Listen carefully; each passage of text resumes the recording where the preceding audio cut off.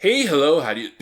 Shady Doorags here. Finally did it, guys. Finally got through Rick and Morty. A lot of you have been requesting me to watch and analyze this show, and I had a couple free times. I finally had access to it, so I decided to just sit down and binge watch all 3 seasons. I hope there's 3 seasons. That's how many I watched. For those few of you, like the 2.5 of you who don't know who Rick and Morty is, Rick and Morty is a sci-fi cartoon involving Rick, who's a scientist. He travels across the multiverse on various adventures.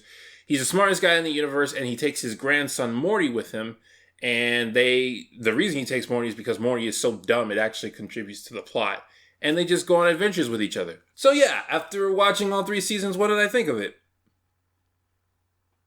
Yeah, it's pretty much what everyone made it out to be. It's a great show, has great characters, great humor. The story is intriguing. It's all around just a fantastic show. Rick is my favorite character of the show. He obviously he has this smart nihilistic theme about him where because he's so smart, because he knows about the real things that matter, the people around him and what their perspective and what they think matters doesn't mesh with him. Nobody gets it. Nothing you think matters. This isn't special. This is happening infinite times across infinite realities. Season 1 was a much weaker season than the other two. I was honestly ready to start this video saying, I overhyped the show for myself. It wasn't that good. That was after watching season 1. There wasn't too much about season 1 that I thoroughly enjoyed. I mean, it was okay, but I was getting kind of bored. And that one of the reasons because that was Rick. In season 1, Rick is not this sympathetic character. He's just this really smart guy, and he's just meant to be kind of laughed at. Look, I'm not paying 70 smidgens for a broken diffraculator. That is multi-phase quantum resonator. Well, does it defracculate? No. Then it's a broken defraculator. And that's fine. It's just they kind of throw in like you're supposed to sympathize with him, and they don't give a lot of reasons to do that in season 1, especially in episode 1. Like, you go back, if you haven't seen it in a while, go back and rewatch the very first episode of Rick and Morty. That's a completely different Rick. I'm no stranger to scary situations. I deal with them all the time. Now, if you just stick with me, Morty, we're gonna be... Holy crap, Morty, run! Morty, run! I've never seen that thing before in my life! Yeah, they try to make you feel sympathetic for him. Like, they say, oh, whoa, he's actually saying, when he says wub lub dub dub, he's saying he's in great pain. And it's like, okay, but he's just a jerk. Like, who's gonna care about that? But in season 2 and onward, like, the very first episode in season 2 had me on the edge of my seat because it was just that entertaining. And from that point onward, Rick becomes a much more sympathetic character because even though he's super ridiculously smart, even though he knows certain things in life are the important things, he still has emotions and he's still battling with those emotions. And sometimes he decides those emotions are more important. Because, that's exactly how we all die. Alone. Oh, boy. Oh, Dad. Jesus.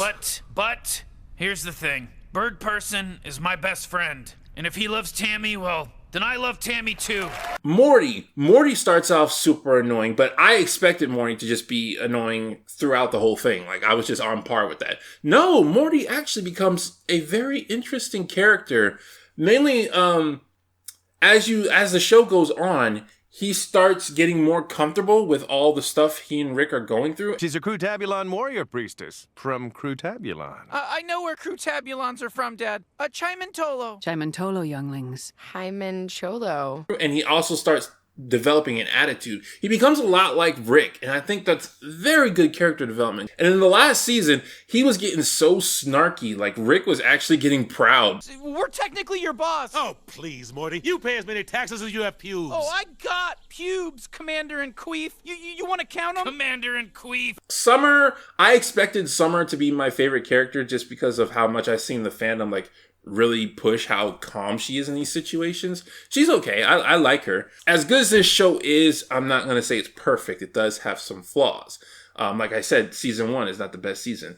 But one of the biggest flaws, and I think most people can agree with me, is Beth and Jerry.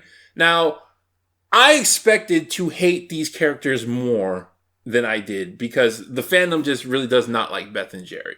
I still enjoyed them whenever they were on screen.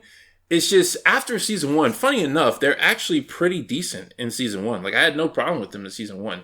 After season 1, they have this dramatic change in character. Jerry becomes this huge baby, and Beth just becomes sociopathic. And it's to the point, like, the show never says it's a good thing. The show constantly tells them they're in the wrong for acting like they are, but they do it so intensely that it's not fun to watch. Especially, like, I don't understand where Beth's character development came from. Like, I know there's the Mr. Meeseeks episode, but after that, she kind of goes back and forth, and then randomly she just becomes, in season 3, she just becomes very sociopathic. Like, in the therapy room, I was like, where did this come from? Does Grandpa turn himself into a pickle a lot? What? No. What kind of question is that? The kind that wasn't designed to attack or hurt you in any way. Oh, Jesus Christ, one of these. And when she was trying to rescue her friend from the imaginary world, and she was just so bitter towards her dad and towards her friend, like, where did this come from? Has it occurred to you that I asked you to make those things because I wanted you to spend time with me? I am not a bad person. I'm going to go back in there. I'm getting Tommy, and I'm fixing this. And Jerry is just flat out selfish and annoying. Again, the show constantly calls him out on it, so it's not like it's delivering any bad messages or anything, but it's so annoying. The episode with the where he has to replace his vital part, he has to replace someone else's heart with his vital part. He is such a baby in there. It's like, just speak up. Just either say no or go through with it. Like, that's the episode where Jerry just really got on my nerves.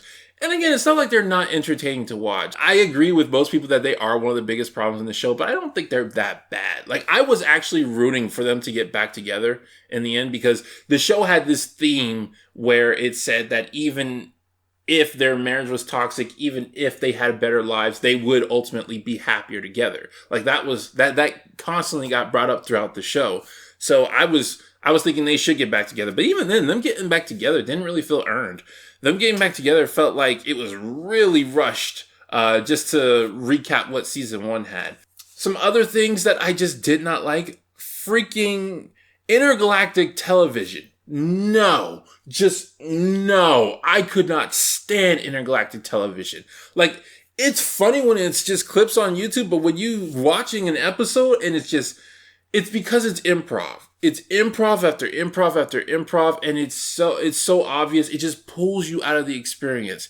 And I'm just like, no. When they did the Rick and Morty memory thing, that was much better. That was much better than Intergalactic Cable. Another thing I didn't like, they keep breaking the fourth wall. I'm sick and tired of cartoons doing this nowadays, where they just say what's happening. Rick and Morty, they just constantly break the fourth wall, and that could be amusing, but I don't like it. The whole point of fiction is to make sure you lose yourself in that. And also, there's this running theme where Rick constantly says that God doesn't exist. It doesn't make sense to their world.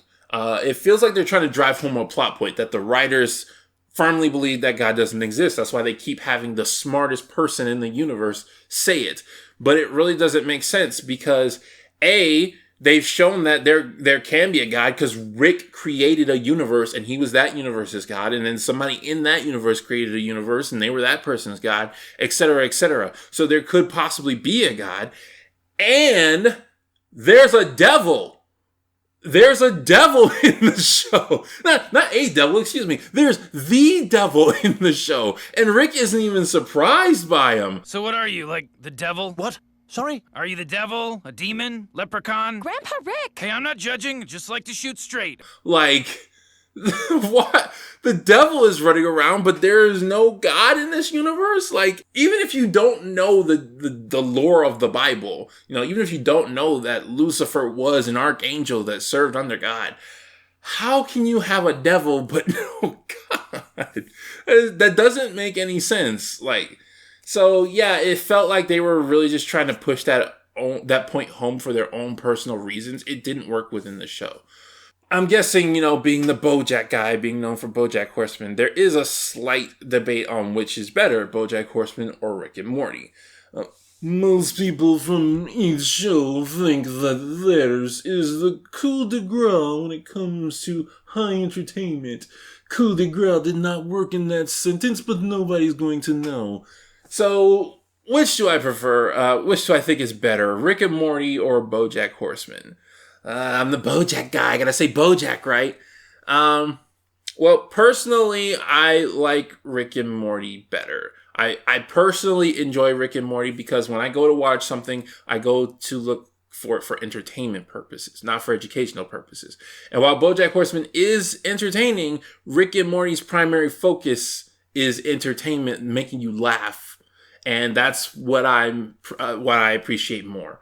However, objectively speaking, I would say BoJack Horseman is better at doing what it does than Rick and Morty is at doing what it does. Because Rick and Morty's primary focus is comedy. Its secondary focus is the story and characters. The story and characters are not that good.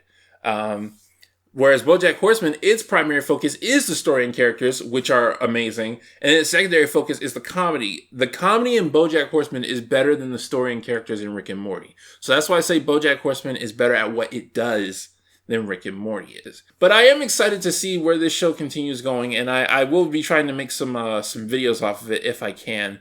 I'm mostly excited for the Citadel tales because the whole evil Morty being president thing and what's going on with, the different versions of Rick. They're not all nihilistic jerks. Some of them are actually nice guys, and some of the Mortys are actually jerks, just like Rick.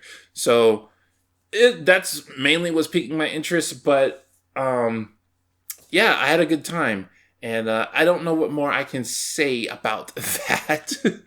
So I'm just gonna end the video. Okay, well, I guess that was the best way to end the video. This has been Shady Doorags. So long, farewell, auf Wiedersehen, goodbye.